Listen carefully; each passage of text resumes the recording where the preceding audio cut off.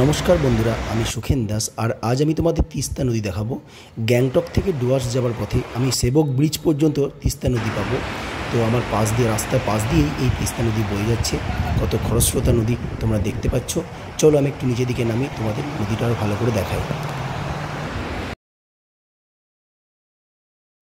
2023 সালের বন্যায় তিস্তা নদী কেমন হয়ে গেছে তা তোমরা সামনেই দেখতে পাচ্ছ।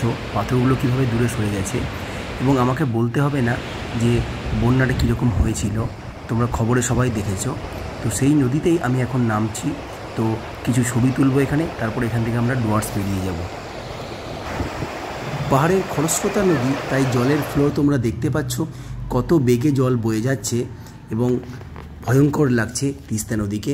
তো বর্ষাকালে কী অবস্থা হয় তোমরা তা বুঝতে পারছো। যদি এই ভিডিওটা ভালো লাগে একটু লাইক, শেয়ার, কমেন্ট করে দিও।